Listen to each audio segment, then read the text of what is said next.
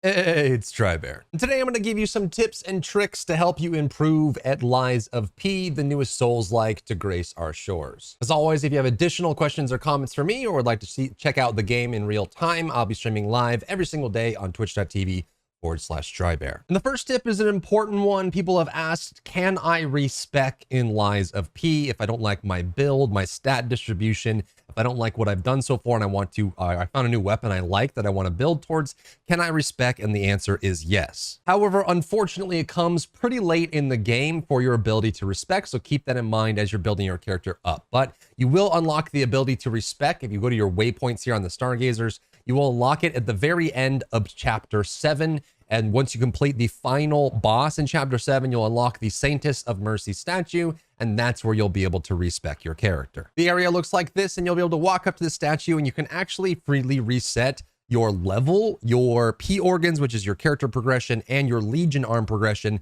and it will return all the materials you use to level those up as well. So end of Act 7 is what you're looking for. The next tip is to sharpen your weapon. You get a grindstone as a first item in the game, and you can hold on to that button to sharpen your weapon. The durability of the weapon is shown just above your Fable Arts in the bottom right corner of the screen. And you can see as it gets lower and lower, it'll start flashing red. The lower it is, the less damage you deal. If it eventually gets red, you'll start recoiling off of attacks, just like in Monster Hunter. So you do want to be grinding that weapon up. And also some weapons and some buffs that you can get will give you additional damage when your weapon is at maximum durability. So be sure to grind your weapon up, especially if you're in a long boss fight or you're in a long fight where you've been fighting for a while. Look down at your durability and keep that topped up because it will significantly impact your damage output if you're not paying attention to this mechanic. The next tip is this game rewards aggression heavily for several reasons. So in a lot of Souls games, you're rewarded for kind of doing damage when you can and playing tactical.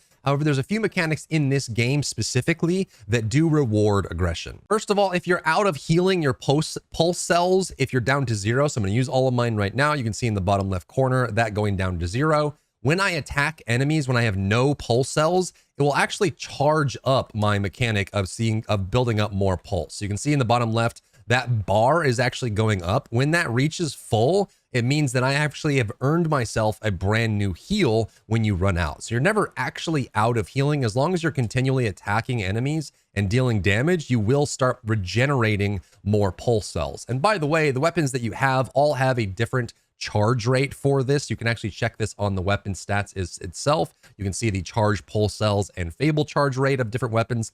And that's just to help slower weapons charge faster than faster weapons because they don't hit quite as often. But then that way you can keep track of how much it's going to charge when you have it. Not only that, but you also have a mechanic called guard regain. So if I block when an enemy is attacking me, you can see that part of my HP gets this kind of dull red, like orange color to it. And that is guard regain. And what that means is that that's the amount of HP I can get back if I attack before a timer runs out. So as I'm blocking against this mob, taking damage, you can see that part of my HP bar that's turning that kind of like dull orange. If I attack him while that's up, you can see I'm regaining HP because it's HP that I guarded. Now, if I just took damage straight without blocking, it would be just fresh damage on my character and I wouldn't be able to get that back. But if I guard it successfully, even if I don't perfect guard it, I'll get guard regain, and then attacking again after that will recover my HP. Now, keep in mind that enemies also have this mechanic, bosses especially. So as you damage them, their HP bar will have that kind of dull orange color to it as well. And so if you don't attack enough or they hit you, they will also recover HP, but that's the second reason why you want to be aggressive. The last reason is that Stagger is a big deal in this game. It is in most Souls-like games, but this one especially, because they actually have a notifier that tells you when an enemy is very easily staggerable. They have a stagger meter that builds up silently, passively. You don't get to see it, but it's building up every time you're dealing damage. And you're also doing heavy attacks to deal more of this as well. And so when you see their health bar flash white, it means that if you hit them with a charged up R2, like a heavy attack, or you hit them with a Fable art, they will automatically stagger, hit the ground, and you'll get a fatal attack, which is basically a riposte or a downed attack on them, which does a bunch of damage, gives you a bunch of recovery. It also doesn't cost any stamina.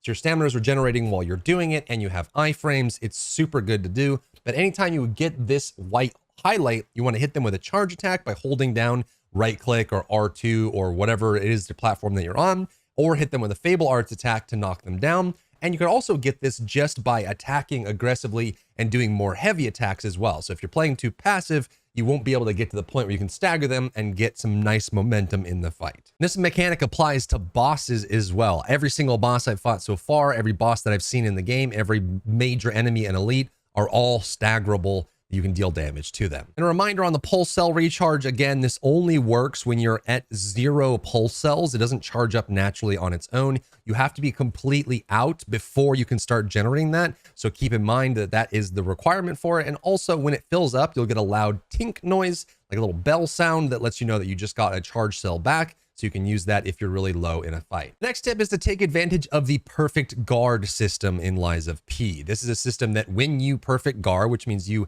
activate your block right when an attack hits you, you'll get a perfect guard. So I'll show you what a regular guard looks like. If I just guard normally, you can see that it just has kind of this like this white and orange red effect that comes out of it. But if I perfect guard, which means I guard right when the enemy attacks me, then it'll get this like kind of blue coloration on top of it, and it'll deal some damage to their weapon. This is one of the best mechanics in this game, and you need to be using it as aggressively as you possibly can because it does a lot for you. So there's a perfect guard right there.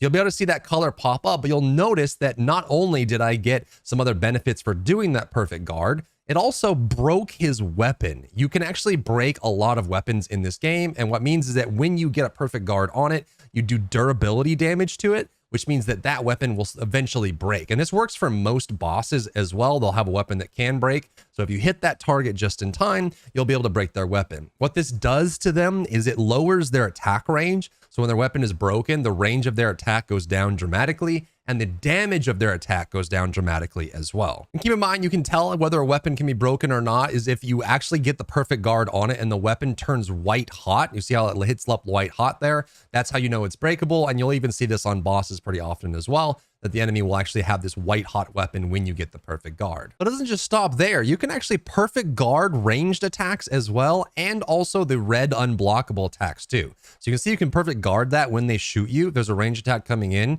you can perfect guard that. And if an enemy is charging up a big wind up red attack, which means that it's unblockable, if you block, you're going to take full damage. Some of those are really hard to dodge because they're wide and sweeping. You can perfect guard those just as well. Next tip is around weight management. So this game has weight in it just like most action RPGs, Souls-like games do as well. And the higher your weight, it does affect your character pretty negatively, and you do get benefits for it as well, as you can get higher armor and defenses and something like that, but you do want to pay attention to how much weight your character has. When you open your menu and go to equipment, in the top right corner, you'll see your total overall weight, and then the percentage of that total weight will give you your weight class, which ranges from no weight restrictions at all up to a light or like kind of lightly heavy, which is a yellow coloration, which we can bring this up and remove some of these. We go from very heavy to slightly heavy, and then to not heavy at all, depending on what we have equipped for our weight there as well. And so when we have no restrictions on our weight, our roll is higher. But there's a couple of things that exist in this game that you may not be used to with other Souls games. And that is, not only does it affect your roll distance and your hop distance when you're in combat, so that if you have no weight restrictions, you'll be able to have better dodges and things like that. But it also does affect your stamina regeneration, which is massive. So if I move if I drain all my stamina here in the top left, you can see I have no weight restrictions. When I stop, the stamina regen starts immediately and starts flying up to the top. But if I go to very heavy, you can see that my rolls and side steps are really slow and very painful on that as well. And then if I drain all my stamina when I'm on maximum weight capacity as well, watch how slow it takes for the stamina to refill. So I land, I let go, it starts slower, and then it refills painfully slow. Now, a lot of heavy weapons do have ways to mitigate this by giving you stamina buffs, and there's ways you can get buffs and modifications for your character to make this better, but it's something to pay attention to because every time you go up in weight class, you do get negative effects that go along with that. You get weight from everything you have equipped: your liner, your cartridge, your converter, and your frame, which is all of your armor. You get weight from amulets, and some amulets weigh a lot more than others on top of that. You get weight from your weapons, and you also get weight from your Legion arm. But one thing some people don't notice right away, as this isn't too standard in games like this, is that when you have a weapon equipped, you are actually gaining the weight of both weapons if you have them both equipped. Usually in games like this that have weapon set swapping like this, they'll only give you the weight deficit for the weapon you have out, but not this game. You can swap between two different weapon sets that you have equipped on your character, but keep in mind that the weapon in your offhand, if it's still in your offhand, so say we switch to this sword here, we don't have the giant axe equipped right now. We have 105% very heavy on our weight total. If I unequip this axe, but I still have the sword out, you can see that my weight goes down significantly. We went from 105% to 75%, which means that even with just taking that offhand off without unequipping my main weapon, I get some movement back on my character as well. The next tip is that boss weapons do exist in this game, which means that when you are collecting rare ergo fragments from bosses, you see the regular ones that we have here. These are your soul items, your grace items, your rune items that give you your extra currency. You will get special fragments from bosses called rare ergo fragments, and you don't want to consume these if you want to get the special items that they give. You actually don't get it until later on in the game.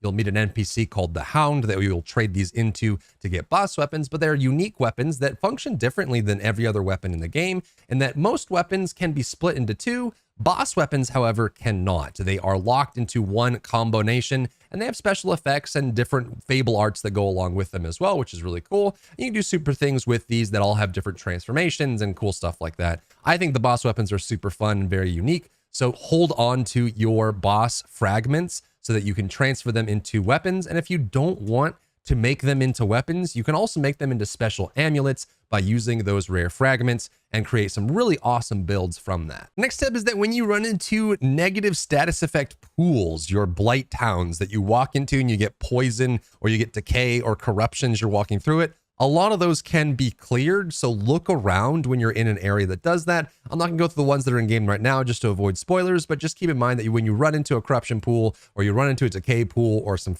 fog or mist that's negative, there is usually a way to get rid of it if you look around the immediate area. The next few tips are rather minor ones, but ones that are worth noting. First is when you go to your stargazers and look at your waypoints, you'll notice that on the waypoints themselves, they will have specific icons over the waypoint if there's a quest or an NPC that exists at that waypoint that you need to talk to. So if you're going through your waypoints and you see an icon, that means there's a quest there that you can go turn in. Or if you're outside of the hotel or you're looking for a specific NPC and you want to know where they are, their current location will be marked on the waypoint itself with a portrait icon of their head right next to the waypoint. So just tab through your waypoints if you're looking for a specific NPC. The next tip is around throwable objects. These are incredibly strong, almost busted in this game. They do ridiculous damage. They have scaling from stats on them as well. So some of these have elemental bonuses or strength bonuses or dexterity bonuses like technique and motivity.